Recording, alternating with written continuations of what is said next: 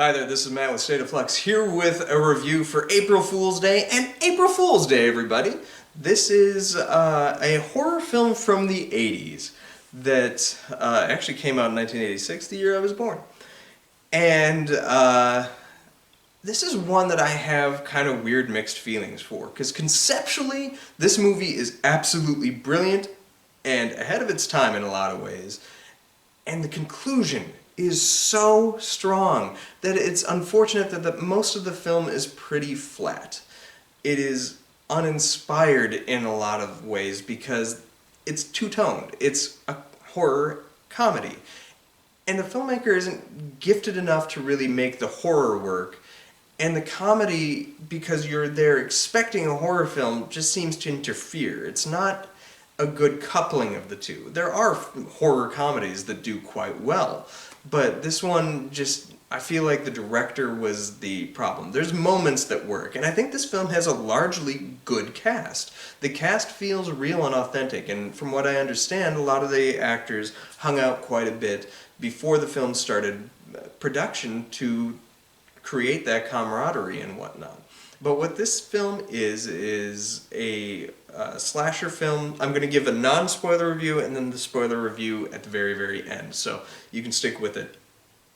A woman that's kind of been separated from these college kids for a little while invites them all to her, like, island cabin thing.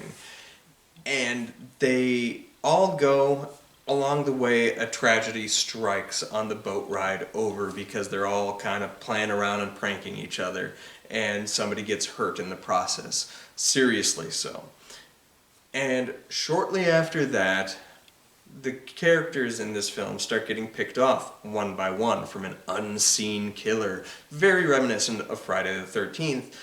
But where Friday the 13th works is you have like the voyeuristic kind of approach to the film, and I think that's kind of missing from this. When the kill moments happen and the horror moments strike, they come out of nowhere because you don't see any entity or anybody coming after them. It's just something suddenly happens, and it's not scary, it's more jarring where you're like, wait, what?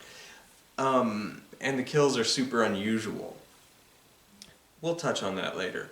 But I feel like this is a movie that could really benefit, especially with the use of that amazing conclusion from a modern day remake. A modern day approach to this might work where you frame it much more like a Friday the 13th film and really commit to that. This is produced by the dude who produced a lot of the middle chapters of the Friday the 13th movies.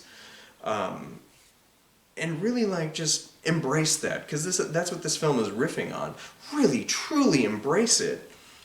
And you could have had a movie that really worked. You had the cast. You even had some of the actors from Friday the 13th in it. It has the fan favorite Ginny from the second Friday the 13th as one of the primary performers in this movie.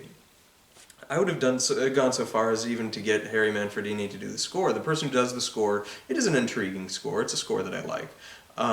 But it feels more Child's Play-y. In fact, that was one thing I was going to look up to see if he did do the score to Child's Play. But it doesn't feel traditional slasher. So that's kind of another bummer. But I feel like doing this now and taking a more of a Scream approach, a satirization of the genre with its tremendous climax, you could really make this movie one of the great slashers.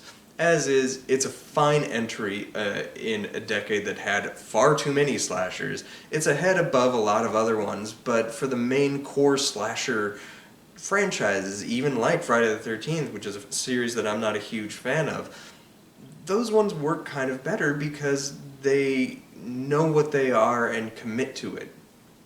This is two-toned and afraid to commit to either, for fear of like alienating the audience, I feel, and it just kind of is a bummer when it comes to that.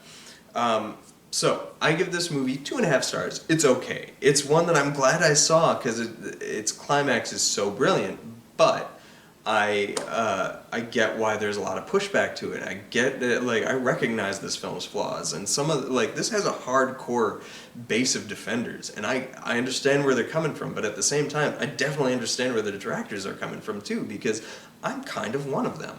So there you have it. That's my non-spoiler 2.5. It's okay review.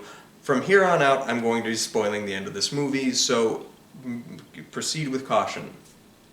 This is famous for being the only slasher film, I think, ever that has no kills. Nobody dies. The whole film is an April Fool's Day prank on you, the audience, because everybody's invited out to this thing under the false pretenses that this girl's been kind of estranged and she's acting weird, and then there's this whole side story with, does she have a twin sister? Her name is Muffy, but is there a Buffy?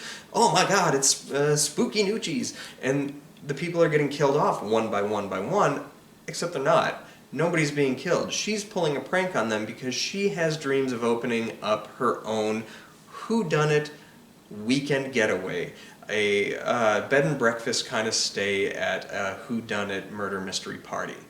And she doesn't let any of her friends in on the secret, and that is the ultimate secret, is she informs them once they've been killed, and then they all get in on it together until the final reveal happens. And that final scene is so good. It is very good, and it lands well, and I love that this movie pranked me. It got me. The first time I saw it, I was like I was just baffled. I was like, why does this movie have such a ardent fan base? And then when I got to that scene, I understood it. The movie's clever. It's really clever. To be the only slasher film where nobody dies, yet still have the gory, bloody kills, yet still have like the atmospheric, like, who is the killer kind of notion to it. That's all clever. I feel like Scream would really do well to embrace a film like this, and my understanding was that Kevin Williamson's plan for the original Scream 3, when he was writing it, did involve this plot to some extent, or a riff on this plot. But it feels very ahead of its time and almost screamy in that sense.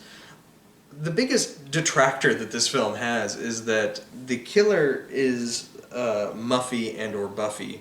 You never really see her. There's no moment of, like, they should have really shot this like Friday the 13th and had like the voyeuristic kill before it happens, and then just maybe after the reveal go back and show us glimpses of how she explains to the person that she's just killed what's been going on to really land the prank.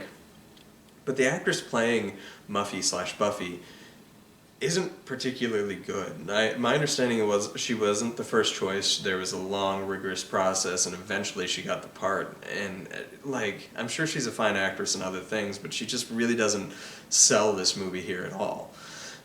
She is the weakest link, and if this movie is to work, she has to be the strongest one. And I feel like that really kind of hinders things as well. So it's a three-way